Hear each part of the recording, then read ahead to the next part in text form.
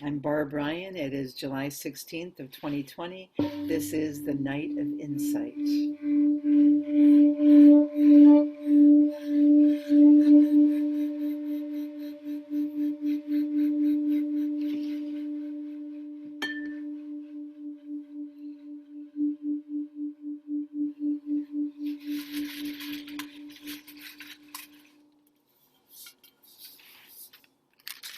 And all these questions I haven't looked at before, and they're crinkled up in a random order. How can we best practice setting loving boundaries on our time? How can each of us best practice having healthy boundaries around our time and how we spend our time? Our time is very precious, and we want to be able to have healthy boundaries, which is about saying no, but it's also about saying yes. So how can I best practice setting loving boundaries on my time? As I said, it's about saying yes, not only about saying no. And so to set healthy boundaries with our time, we say, I am available between this time and this time. And we don't even need to explain why and what we're going to be doing during the other parts of that time. And it depends on if there are coworkers or people that we live with. We might feel that they get to have a little bit more information about what we're doing with our time. But mostly, somebody has asked us to spend time with them or do something for them or get back to them in a timely manner. And we're needing time for ourselves, or time to do something that we need to do, or time to get centered or grounded so that we can respond best.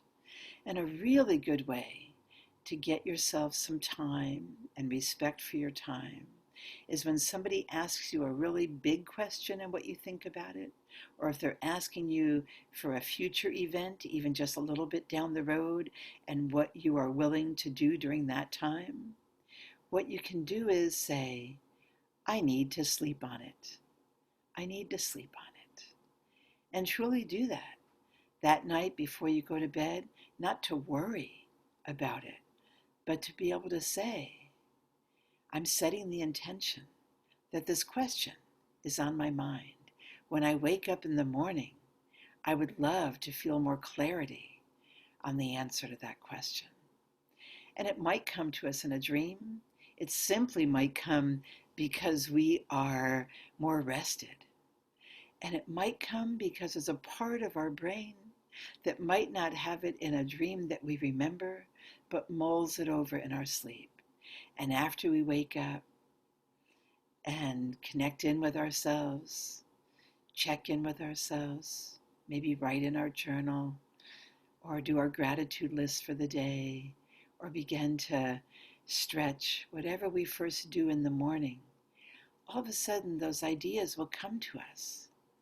And we'll say, oh yeah, I was going to get back to so-and-so about if I want to go camping this weekend. And I've decided it's not the best thing for me right now. Or I'm undecided. Or I've decided no. Either way, we can now let that person know without a lot of story and explanation, but what we feel is best for us at this time. And that's an example of setting healthy boundaries on your time.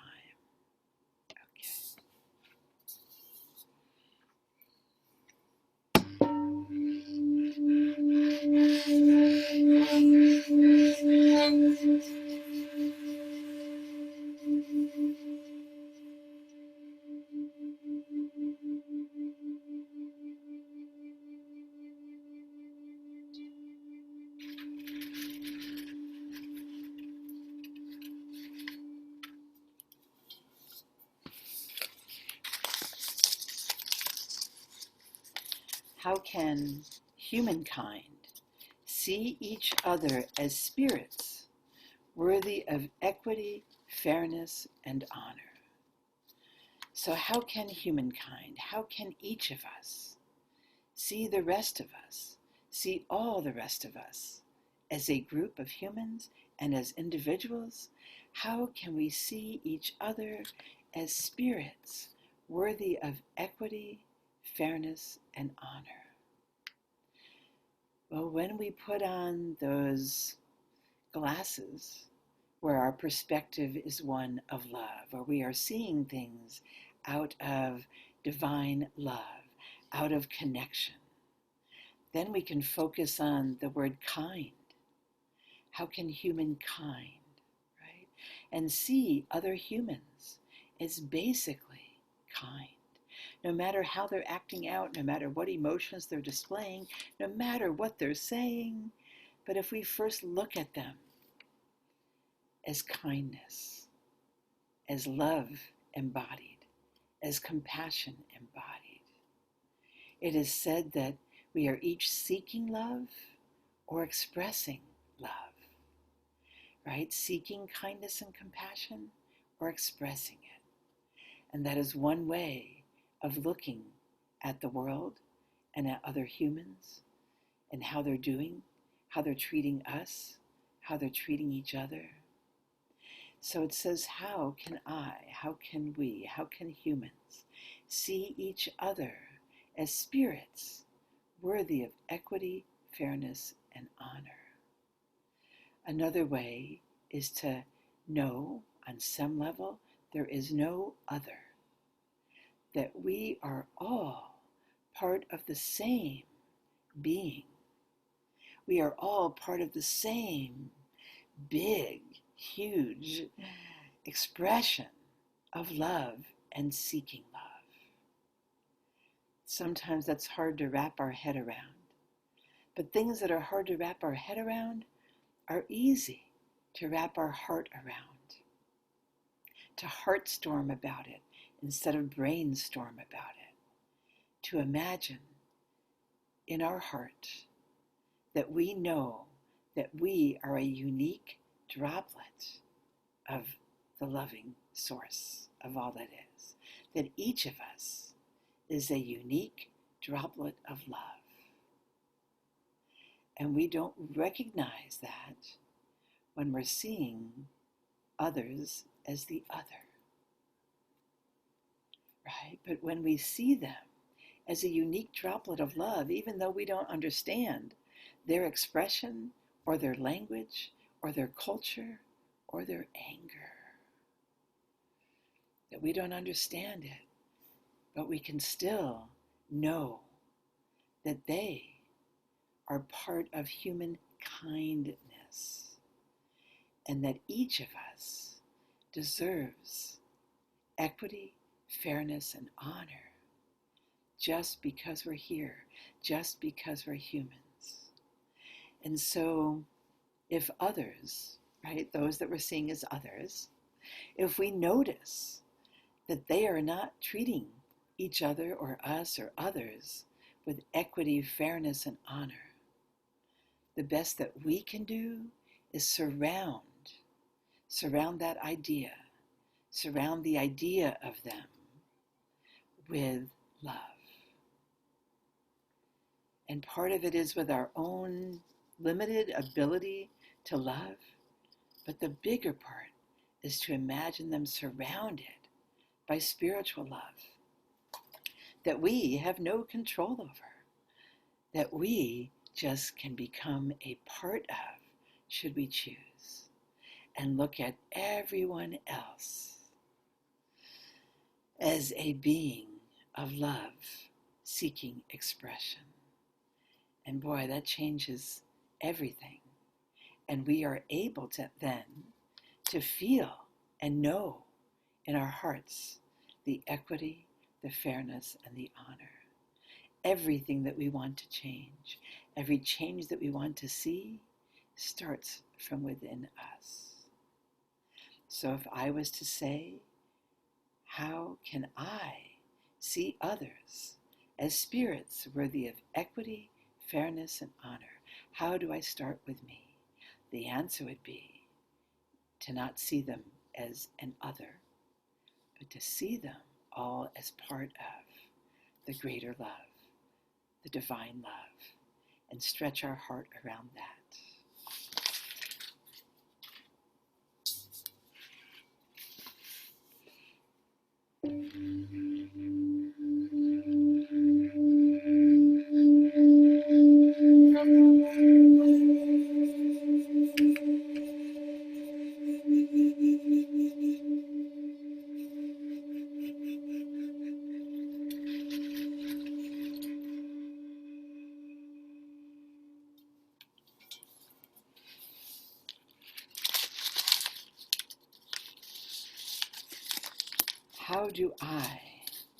How do I deal with being overly sensitive about things that don't seem to bother other people?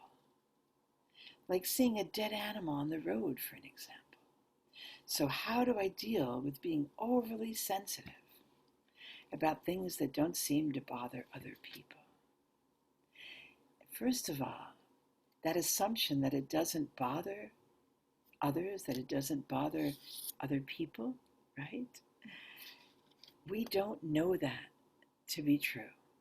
In the same way that we all have different love languages, there's at least 5 different ways of expressing love, compassion, understanding, kindness, likability, any kind of positive regard. There's at least 5 different ways. There's a book that says 5 love languages. Well, you know, people also have languages around what they feel about other feelings. There's many, many expressions of how people are when they're feeling indifferent, when they're feeling afraid, when they're feeling angry, when they're feeling irritated, when they're feeling unsure of themselves, right? So we don't know. I know it says doesn't seem to bother other people. Well, what we do know is it's not bothering them the same way because they're not acting the same way that we are, right? But letting go of that, letting go of what others think of us and how they're judging us as being overly sensitive, and simply asking, how do I deal with being overly sensitive about so many, many things all day, every day? How do I have really good boundaries with myself so I don't feel that I'm on the verge of tears all day, every day?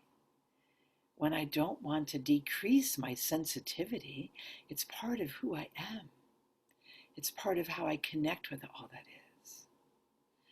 But how do I not be overly sensitive? So first, let's look at that the word overly sensitive might be our concern of judgment from others. So as we let go of that, which I know is difficult to do, right? Many of us have been raised to get our sense of self as a reflection from others and be concerned about what they think. Yeah. So the sense of, but if I am feeling overly sensitive, it hurts me. It keeps me feeling pretty raw. So how do I deal with that? How do I deal with being such an empath, with being such a feeler, with having no skin sometimes or no other filters? And what you do first of all is honor how sensitive you are. Honor it, know it, love it. And then we can look at how to create another layer of protection, another layer of skin, another layer of possible guardedness, and not that shuts other people out, and not that closes us in and no one can get there, but simply lets us have healthy boundaries, right? That when we see a dead animal on the road, we want to stop. We want to stop and bury it or put it in our trunk to be buried later or whatever that might be. We have this urge to stop. And when we're on a highway that's got 6 lanes and a lot of people traveling, it's just not our choice. we don't get to stop, right?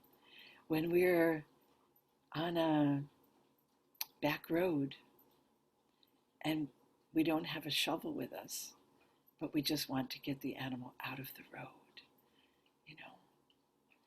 then we look at what we could carry in our trunk and how we could do that to be able to help us with that, how we could be prepared to be as sensitive as we choose to be, right?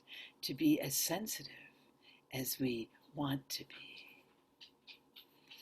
And as we let go of the judgment, as we let go of what others are thinking about us, then we can ask the question, what would love do? How is it that I am a loving being? How is it that I can be the greatest expression of love at this time? And then the focus is not on others. The focus is on ourselves and our own learning, our own acceptance of ourselves as a sensitive person. And in the midst of this, I must say I got a little off track because somebody entered, which is fine, but then other people's pictures are in the are in part of the bar, and I'm not a full screen as I had been. The picture is not pinned. So I am going to pause the recording for just a moment. Okay. Hi. So the question is, I'm repeating the question that was just asked. How do I deal with being overly sensitive about things that don't seem to bother some people, like seeing a dead animal on the road? And so the teaching was about letting go of what others think of us and appreciate and love our sensitivities.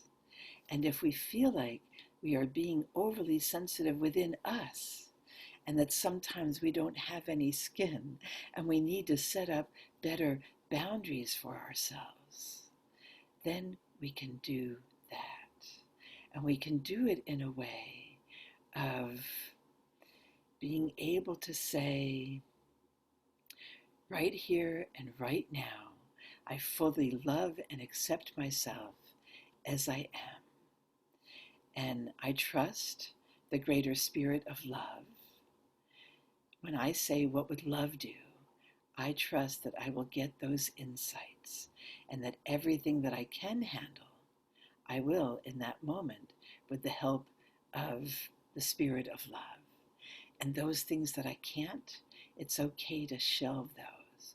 We don't need to carry a spinning plant everywhere. Sometimes we can put something literally on a shelf, write it down, put it on a shelf. When it comes up again, we go back to it and say, okay, now I have the resiliency and the stamina, and I can call a friend, I can look that up, I can sleep on it for a night. And I am not judging myself about being too sensitive or overly sensitive. I'm trusting my spirit guides, my inner guidance, that I will do exactly what I'm capable of in any given moment, and forgive myself for the judgments of thinking I need to be doing more.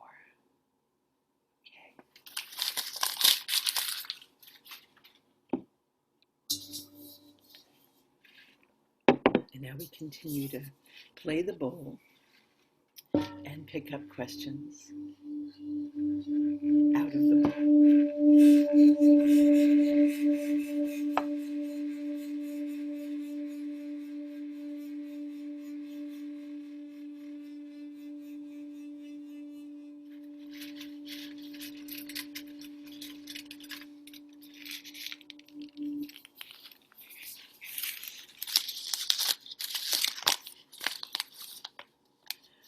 What do I need to do? What do I need to do to share my full self and spirit gifts with the world? What do I need to do? What does each of us need to do as we ask ourselves this question? What is mine to do? What is mine to do in this moment? What would love do in this moment? What is the most loving thing that I can do in this moment?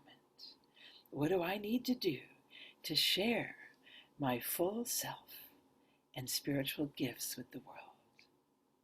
Well, to share our full selves, part of it is getting out of the way of whatever's in the way of us naturally doing that, because it's of our nature.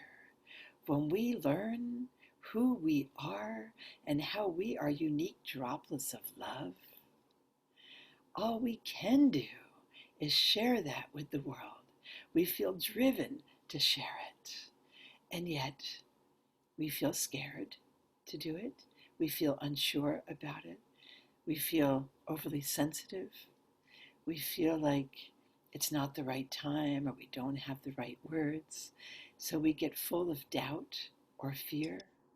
But some of this is about trusting our spiritual guidance, trusting love, trusting the spirit of love. So when we say, how does the spirit of love guide me in this moment to share my full self, including my spiritual gifts with the world? See how different that question is?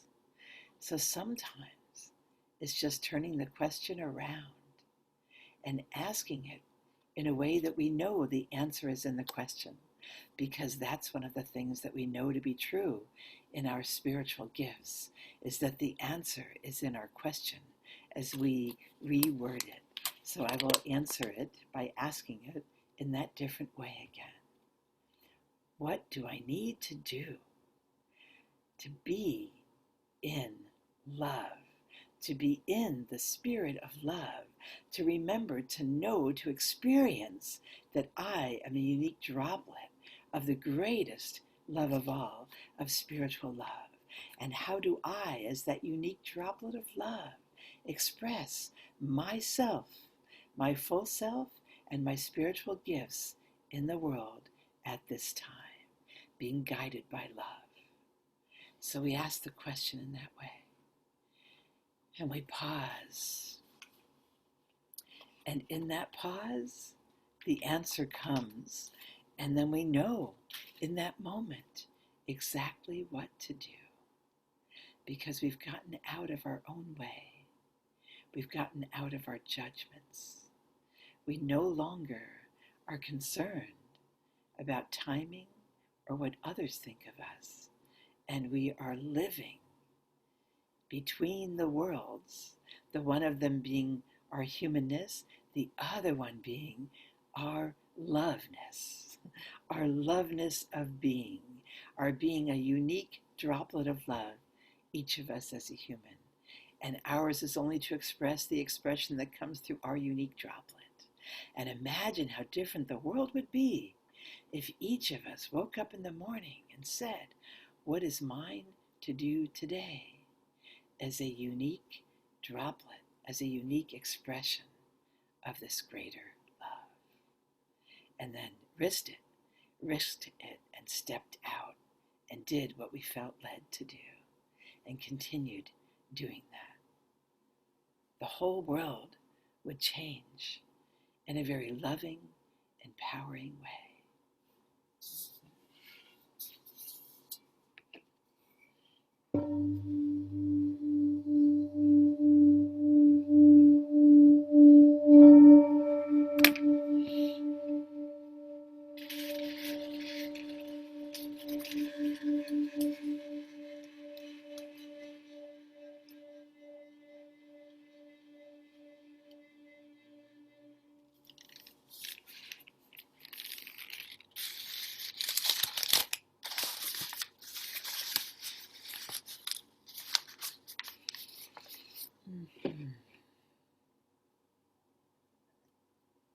And we begin to notice a theme in the questions. So many of the questions seem to be the same question in a different form. In the same way that we are each unique droplets of love, just simply in a different form at this time. So our questions also come in a different form. How do I stop myself from worry or stress? How do I stop myself from worry or stress about anything at any time? But in this moment, my question is, how do I stop myself from worry or stress around finding a job position in my field? How do I stop myself from worry or stress? Well, as mentioned in the check-in parts, that the remedy to worry is to wonder, is to shift it to wonder, which will relieve the worry and some of the stress. And we can begin to wonder how we will find that job, how we will find the job that resonates with us, that we feel called to do in this moment, how we will feel lined up, that the universe, that the source of all love, will line up things for us to get the job done, the job that we're to do at this time. So sometimes we need to let go of the expectation about what that job might look like, where the job might be, how much it might pay, how skilled we are for it, if we are overly skilled or underskilled, and to trust Spirit, to trust the Spirit of love, to say, what would love do in this situation? How do I trust? How do I let go of worry? By trusting the Spirit of love. So how do I wonder? And how do I love? And how do I feel myself in a state of love and okayness? Asking the question of what is my work? What is my paid work? What is my work to do right now? And I wonder who will come along and offer me a position. I wonder, as I'm looking in classifieds, online, in storefronts, talking to people, I wonder what will catch my eye, what will catch my ear and say, aha, this is the job for you. And even if it seems like they are not hiring, and if Spirit guides us to go knock on that door, send that email, text that person, knock on the door figuratively and say, I want to work with you. How can I start? When can I start? How can this be? What more training do I need? Right? What do I need to fill out? How long do I need to wait? How is it that I can match my skills to your need? Right? And there's so many ways that we can do that in an assertive way. And then as we're asking our spiritual guidance, as we're asking the Spirit of love, we need to let go of what we think we want and be ready to take whatever it is that comes up next. Because even if it's not in our field, it may be that at that job or volunteering somewhere leads us to the person who hires us to do the job that our passion resides with. So to be open to doing something that may not be in our field, that may pay us less than what we want, that may be a volunteer position, that might be a couple of different jobs that we patch together, all the while knowing that we are on the path, that we are on our spiritual path, following our guidance, saying, what would love do right here and right now? How do I do what is most loving? And trust that it brings me to a job in my passion, not just to a job position in our field, but to a job passion in the field, right? In the field of possibilities, bring me a job that I can feel passionate about. How about that for seeking, right? Yeah, there we go. That's real job seeking. Mm-hmm.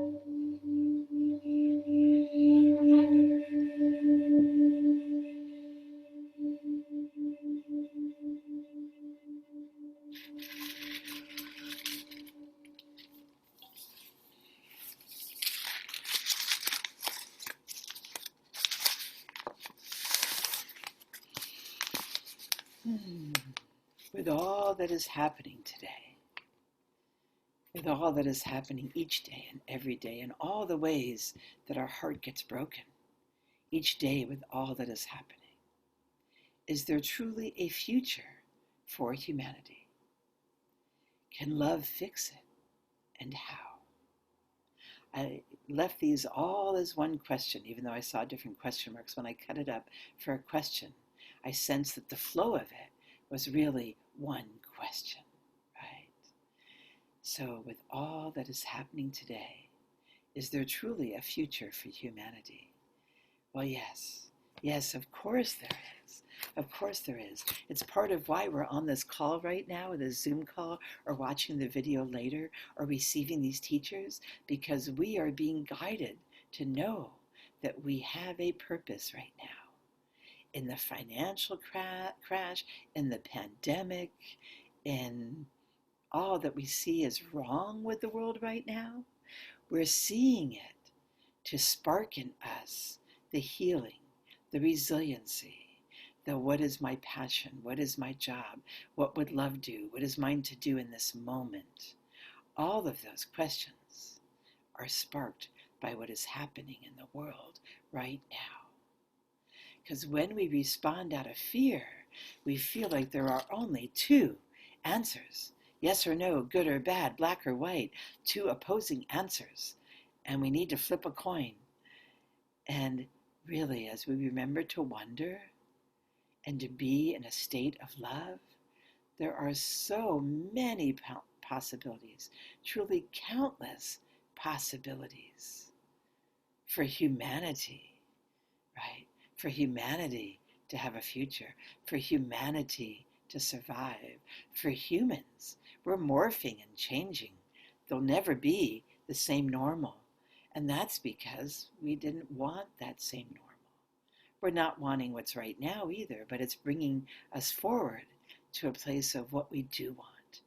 So as each of you, as each of us, as I myself and each of us as our own unique droplet of love, look at how we can express that droplet of love, how we want to be part of the solution, how we know that we are the ones we've been waiting for.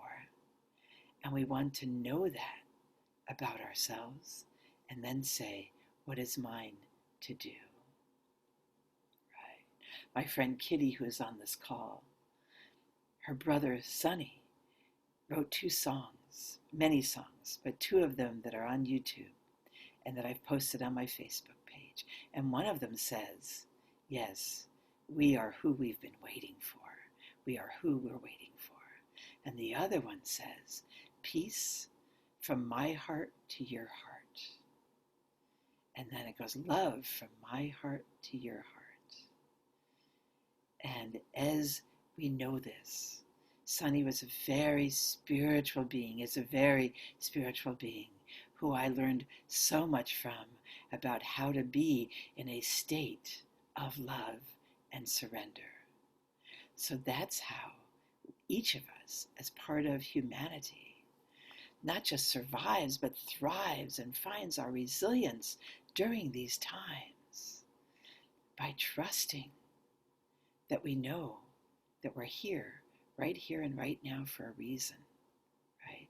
For a teaching, for a healing, to find our resiliency, to be practitioners, to spread whatever truth and love that we feel called to spread in the most loving way possible. And to not spread fear, right? To not even be in it. Just to know that love loves everything. I wrote a book a couple years back called Love Loves Fear. And it does, because love loves everything. And I feel moved to recite that right now as a sense of what this deeper love really means. Love loves everything, especially fear. Fear fears everything, especially love. This scares the fear so much that it gets really, really big and angry and tries to scare the love away. But love Love is resilient. Love is patient. Love is kind. Love is love. Love beams love and compassion in all directions. Well, that scared the fear so much that it went running as fast as it could to all four corners of the earth.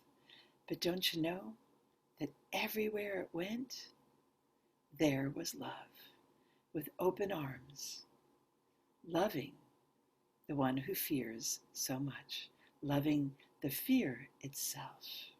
Well, that really scared the fear a lot because, as you know, love is what scares fear the most, right? So it got so scared that it shrunk down to a tiny, microscopic, tiny dot, hoping that love would not find it. But love sees all, love knows all, love is patient, love is kind, love beams love and compassion in every direction all the time. And the next thing we know, fear, that little microscopic sense of fear, was surrounded by love. Totally surrounded by love. It could be no other way. And as it was surrounded by love and felt that, it surrendered to that love and became part of the love. Because love loves everything, and love is all there is. So as we remember that teaching, and we drop back to the place where we know that love surrounds everything and beams love at everything in all directions, we just simply need to catch it, to be with it, to absorb it, to welcome it, and allow ourselves to also beam it forward. So the question was, with all that is happening today, is there truly a future for humanity? Can love fix it, and how? So yes, love, that greater love that is and surrounds everything, can fix it by surrounding everything with love, and having people wake up to remember that everything is love or seeking love, and everything is surrounded by love. And as we feel our own being as a unique droplet of love surrounded by love, we have an exhale of relief, and everything becomes so much clearer, and it becomes the theme to each of the answers, each of the teachings that comes through. Because the subtitle of the teachings is always, what would love do?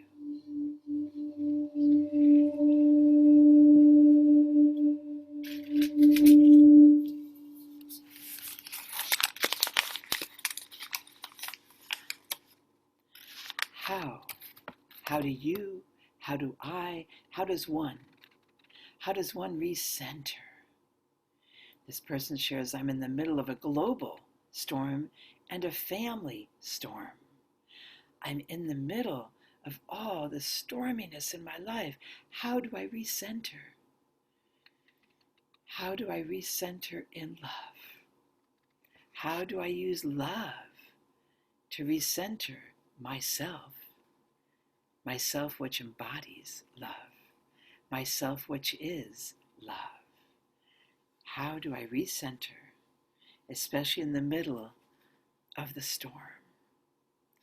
And if we remember teachings about weather patterns, that it's not always, not only quiet and calm just before a big storm comes, but in the eye of the storm, in the eye of the hurricane, in the eye of the storm, in the center of it is calm. The rest of it feels like chaos.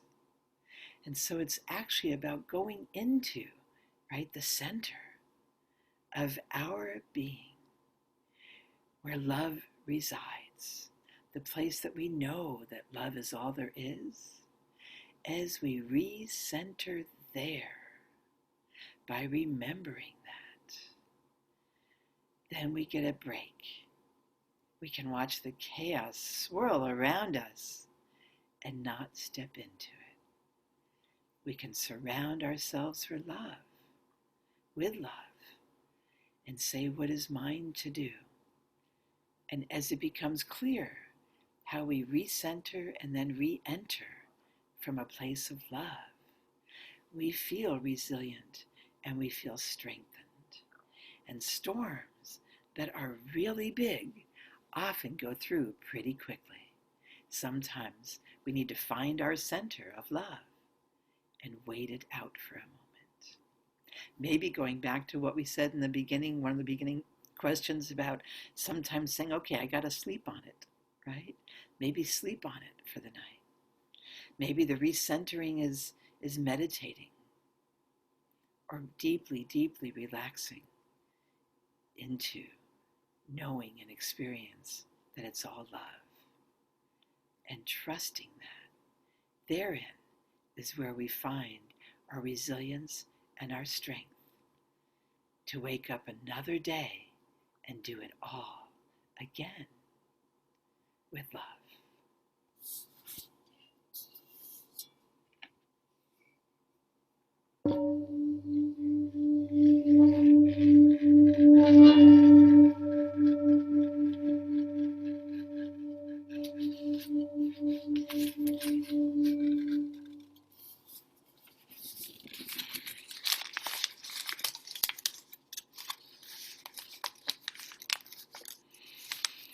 And often, the last question seems to be one that sums up all the other questions or relates to them all. And as you've noticed, most of the questions relate to each other and to the questions that you asked, even if you didn't write one down, the questions that you have in your heart.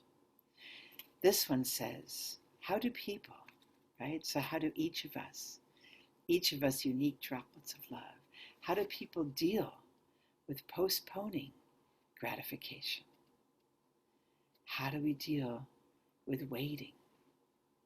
How do we deal, right? How do we heal?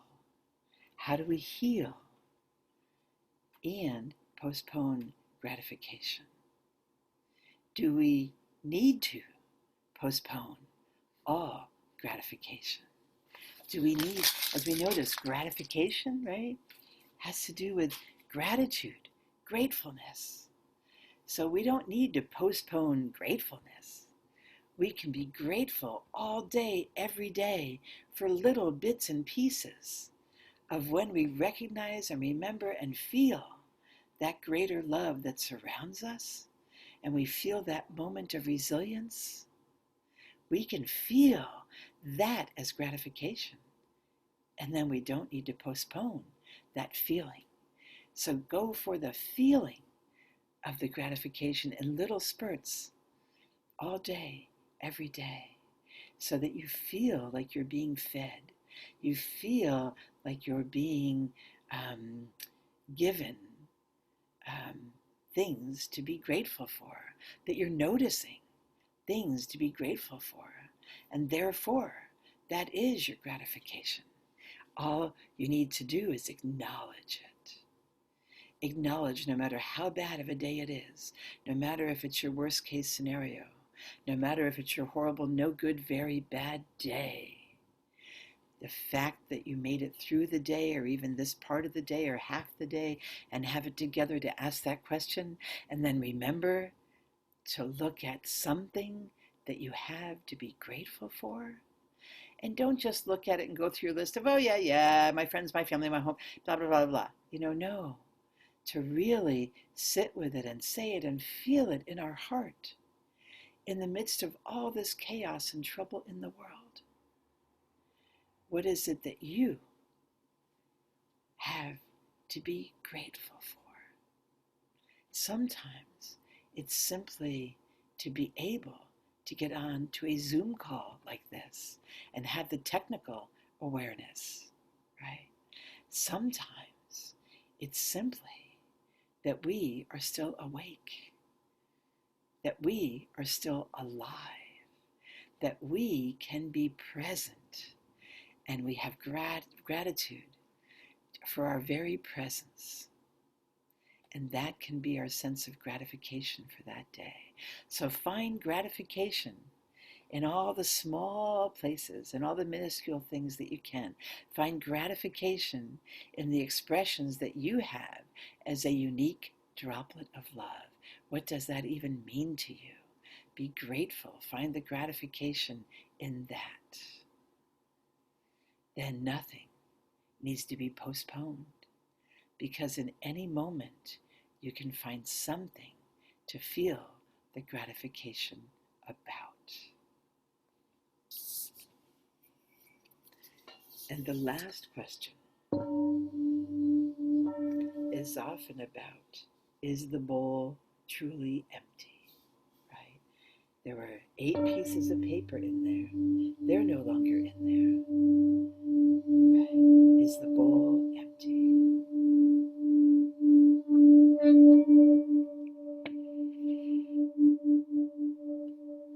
And no, the bowl isn't empty. It's full of sound.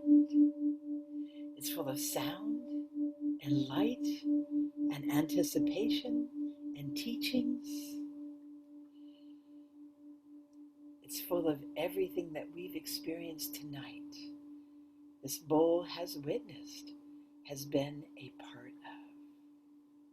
The bowl is always, always full of love and a deep expression of that love.